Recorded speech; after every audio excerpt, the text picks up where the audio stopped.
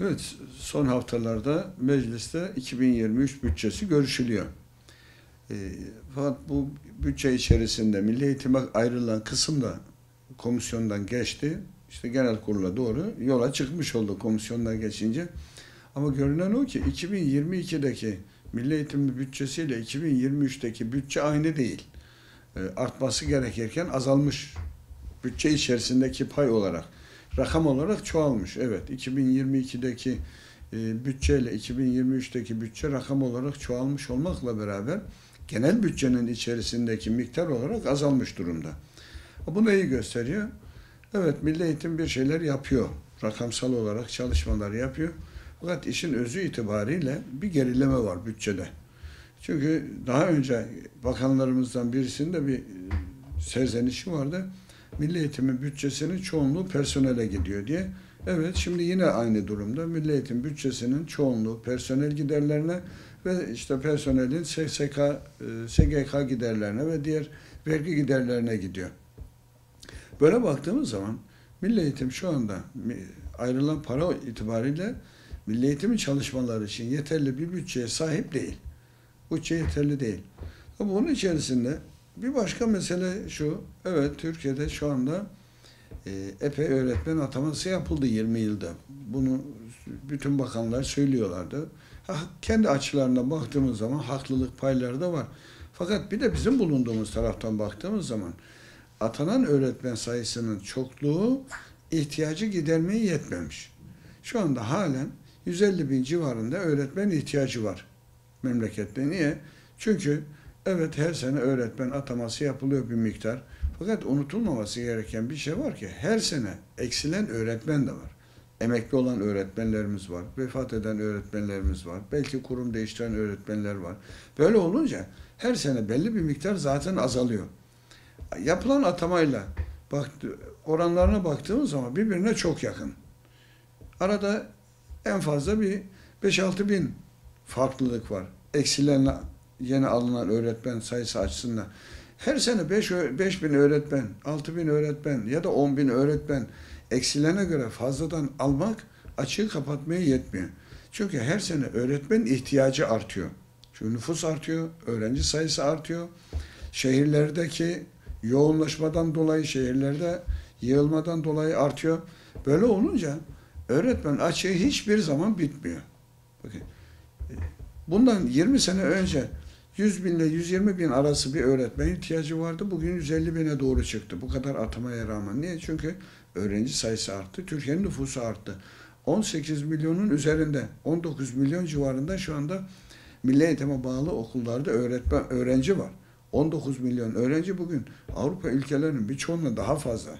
Yani ülkenin nüfusunun tamamından daha fazla. Kaç tane Avrupa ülkesini bir araya getirdiğiniz zaman ancak bizim öğrencimiz kadar nüfusu oluşturuyor.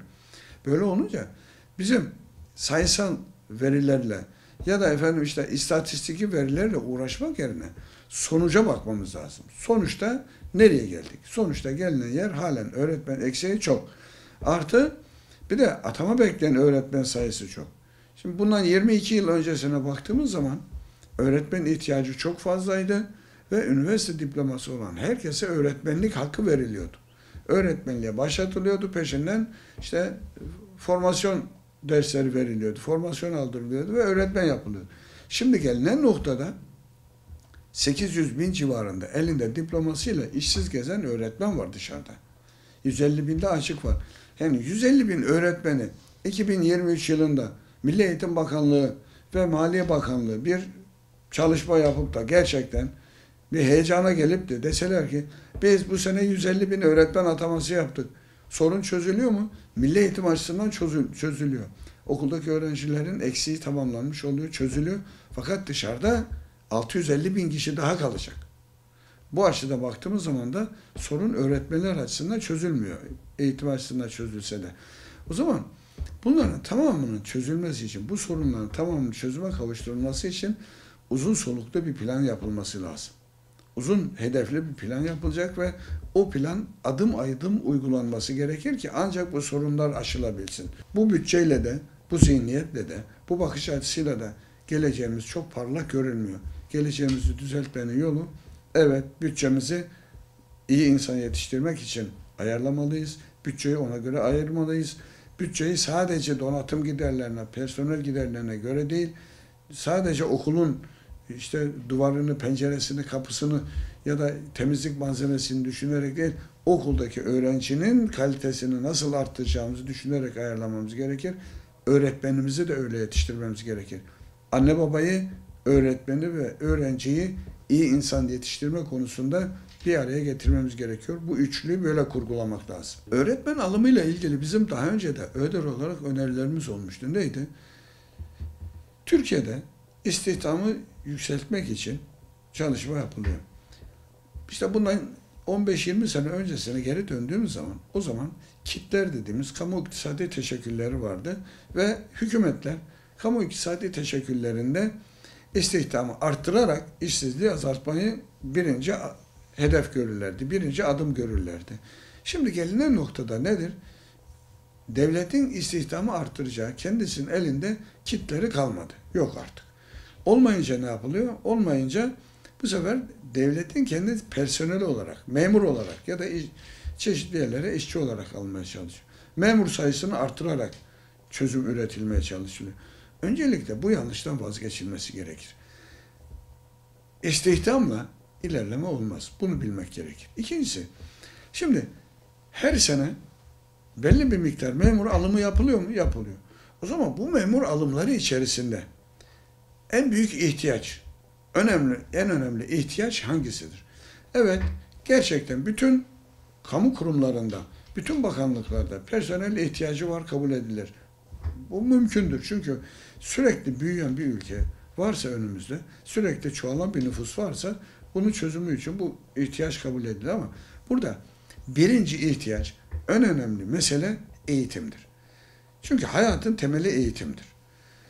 Bir ülkenin bütün insanları, bütün çalışanları hangi meslekten olursa olsun mutlaka eğitimin içinden geçip oraya gidiyor. Bakın şimdi 5 yaşına indirilecek eğitimde çocuklar 5 yaşından itibaren zorunlu olarak okula getirilecekse o zaman eğitim en önemli meseledir. Eğitimden daha önemli bir mesele düşünemezsiniz. Hangi işe gönderirseniz gönderin eğitimli insana ihtiyaç var. O zaman önce eğitimin meselesinin çözülmesi için personel alımlarında en büyük payın eğitime ayrılması gerekir. Öğretmene ayrılması gerekir. Mesela biz bundan 2 sene önce bir öneride bulunduk. Dedik ki her sene Türkiye'de alınan personel sayısının, memur sayısının bütün bakanlıklarda %5 azaltılsa, alacak olunan sayı, o %5 milli eğitime eklense, işte milli eğitimdeki öğretmen açığını kapatmak için çok basit bir formül. Efendim bu tutar mı tutmaz mı? Olur mu olmaz mı? Bunun olurunu olmazını hesabını, ince hesabını, detayını yapacak olan yetkililer. Ben sadece çözüm önerisi olarak bir formül ortaya koyuyorum. Beğenilirse aynen uygulanır. Beğenilmezse nasıl uygulanabilecek hale getiriliyorsa o hale getirilir, uygulanır. Ama %5 veya %2 veya %3 neyse yani bütün bakanlıklara alınan personelde sayı birazcık azaltılacak, milli eğitime eklenecek ve devletin bir yıl içerisinde alacağı personel sayısı toplamında değişiklik olmayacak. Bakın hani deniyor ya efendim bütçe ancak buna müsaade ediyor. Tamam biz bütçeyi bozun demiyoruz. Madem bir bütçe yapıyorlar, bütçeyi bozmak istemiyorlar. Sadece bütçenin içerisinde ayarlama yapacak. Falan bakanlığa, filan bakanlığa 20 bin, 30 bin eleman alacaksa 30 bin alacağı yere 25 bin, 20 bin alacağı yere 15 bin alsın. Oradaki sayıları milli eğitime eklesin. Bu şekilde bir dengelemeyle en az, affedersin, en fazla 3 yıl içerisinde milli eğitimin öğretmenin ihtiyacı karşılanır. Bakın. Diğerleri zaten bu ihtiyacı giderebiliyor. En acil ihtiyaç eğitimde. En acil ihtiyaç eğitimde olduğuna göre en acil çözümün de burada bulunması gerekir. Yoksa başka bir şekilde bu mümkün olmaz. Biz her zaman konuşuruz. Her sene eğitime başlarken 150 bin öğretmen açığıyla başlarız. Sene sonu biterken emekli olanlar kadar yeniden öğretmen alınır. Çarp böyle. Yani bu hani bir beden eğitimi öğretmenlerin öğrencilere yürüyüş öğretmek için uyguladıkları bir şey var. İşte yerinde say marş denir. Öğrenci yürür. Hareket eder ama bir adım ileri gitmez. Hareket var mı? Var. Rap rap ses geliyor mu? Ses de geliyor. Öğrenci yoruluyor mu? Yoruluyor. Bir iş yapılıyor mu? Yapılıyor. Ama ne yapılıyor? Yerinde sayılıyor. Kardeşim biz yerimizde saymak istemiyoruz. Artık yerinde saydan vazgeçip ileri gitmek gerekir. İleri gitmek için de öğretmen açığının kapatılması gerekir. Zihniyetin değişmesi gerekir. Akademik başarı ayarlı zihniyetten vazgeçip iyi insan artı akademik başarı formülünü uygulamak gerekir. İyi insan olmadan sadece akademik başarı bizim geleceğimizi kurtarmayacak. Bunu böyle düşünmemiz gerekir.